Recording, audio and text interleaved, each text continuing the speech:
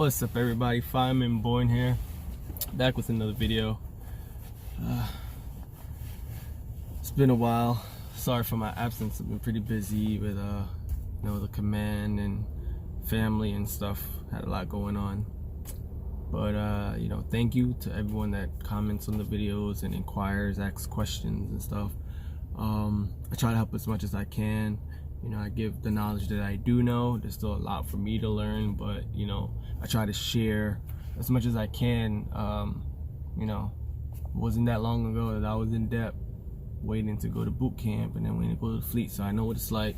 I know the questions, I know the nervousness and the anxiety and stuff. So I got you guys, don't worry.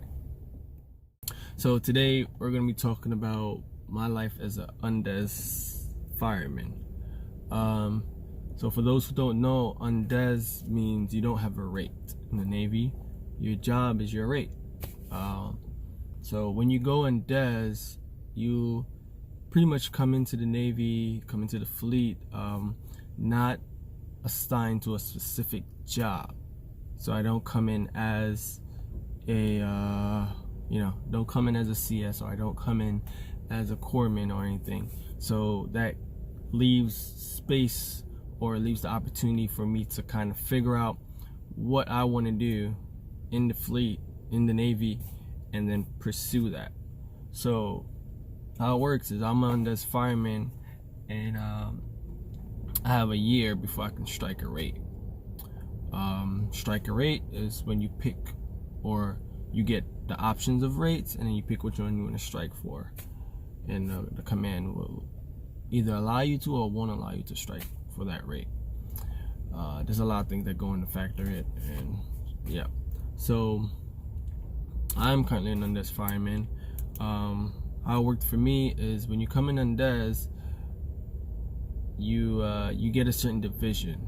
So with me, I got the auxiliary division, which is we call it A gang. So with auxiliary, you work on auxiliary equipment, ACs and other type of equipment, expansion tanks, and a whole bunch of different stuff. But you work on machinery that help the ship with air and water and those kind of things. So my daily routine is so we have Reveille, which is pretty much like wake up call. We have Reveille at 6 a.m. every day. And then breakfast also starts at 6 a.m. So then 6 a.m. then we have quarters, where you meet up with your division and you go over the plan of the day and what the jobs are for the day and stuff. And then you get to work. So a lot of what I've been doing is helping out with maintenance. So helping like change valves and helping clean down equipment, and there's a little painting to do, like, because we have, as an engineer, you have certain spaces that belong to you. You own certain spaces. So when you own those spaces, you have to take care of them, you have to maintain them, and you have to make sure they're up to par, and when inspection comes, that everything is good. So a lot of what we do is maintain the spaces. Anything that's broken, any type of equipment, we fix it.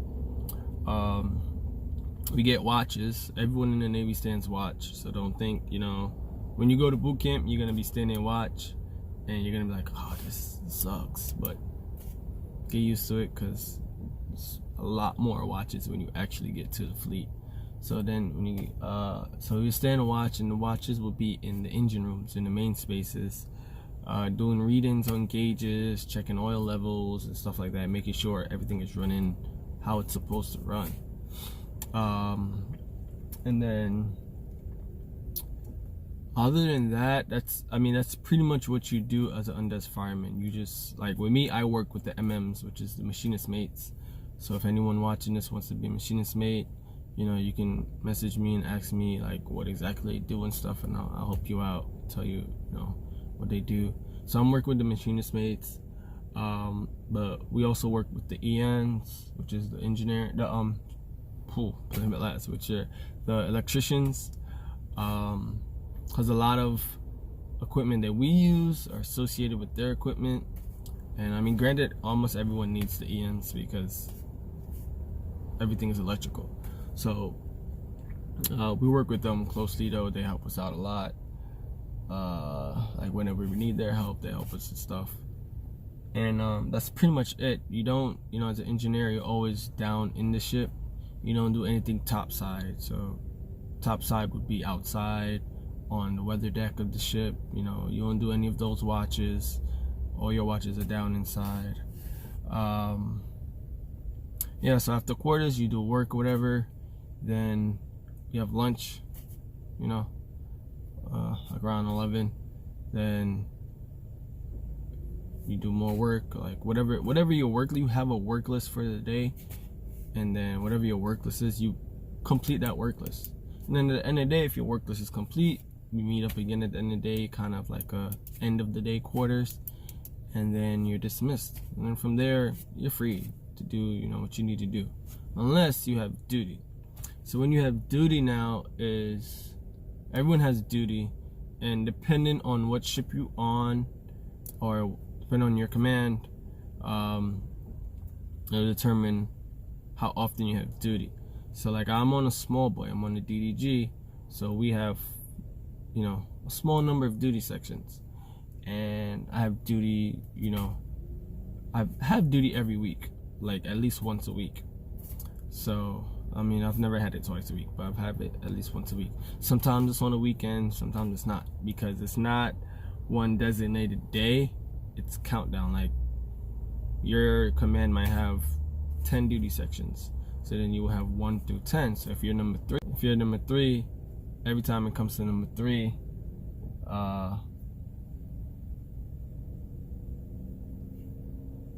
yeah, I had a brain fart.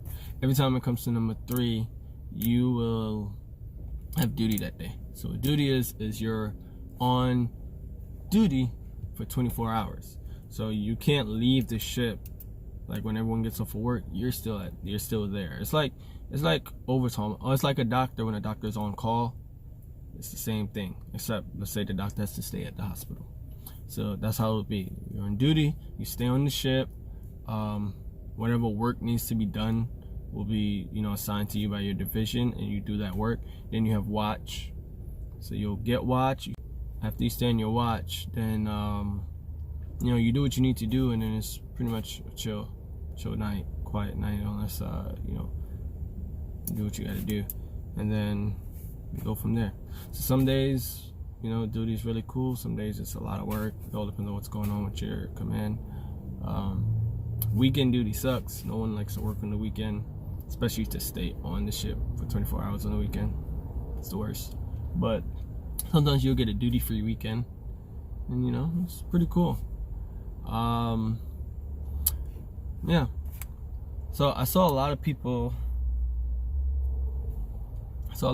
asking me about when going into boot camp, about weight, like their weight and their size and stuff like that. So that stuff does matter. Obviously the Navy doesn't want you to be overweight. Never heard of anyone being underweight. I'm a pretty small guy, but I don't think I heard anyone being underweight. So overweight is a pretty common thing. What I will say is speak to your recruiter, and they'll tell you specifically what you need to lose, how many pounds you need to lose, what size you need to be. And before you go to depth, before you go to boot camp, work on it. They'll tell you, your recruiters will tell you, other people will tell you, start doing your push-ups now, start doing your runs now, start doing your crunches and stuff now, and then you'll take it light, and then the time is gonna fly by. Because that's what happened to me. Granted, I've always been, physically active, so it wasn't too crazy for me in boot camp at all. But, the time did go by. Before I knew it, I was like, oh, I'm going to Great Lakes next week. I was like, oh, wow, okay. So it flies by. So take that time, whatever time you have, take it and just work on yourself. Start running, doing push-ups, whatever you're not good at, work on it and perfect it. So yeah, that's all I got. thank you guys so much for watching the other video. That first video is a hot mess, I will be completely honest, because you know I was in boot camp and I was excited and it was crazy. I do look crazy, but thank you for everyone that's getting up. You know, I have people in the comments that are mad that other people keep commenting about the cover, and it's, I mean, it is what it is. You know, I appreciate my fellow shipmates and my other fellow military personnel that, you know, try to make sure that the military bearing is there. That is very important. It's a very big thing. Military bearing is a very, very big thing. So, you know, I do apologize to everyone and to future people watching about that video, as far as, you know, my cover not being, you know, up to reg and all that stuff. But, you know, just understand, you know, remember when you first got into, you know, the Navy, when you first got out of boot camp, remember that time, okay? For some people that been in years ago, it was a lot stricter. Now, they're a lot more lenient, I will be honest. So, we get away with a lot more stuff. Doesn't make it right at all. So, you know, but thank you. You know, keep sending the comments, keep sending questions. I'll try to help out as much as I can. Subscribe if you haven't already. You know, tell a friend if you know someone that wants to join the military. You know, tell them to check my videos out if they have questions, if they need help, if they have concern, if they just need some type of idea of what goes on. You know, I'm more than happy to help as much as I can. Thank you guys. You know, subscribe, follow me on Instagram, _ALX_born, BOURNE. Yep, like Jason. And you know, hope you guys have a great day. Thank you.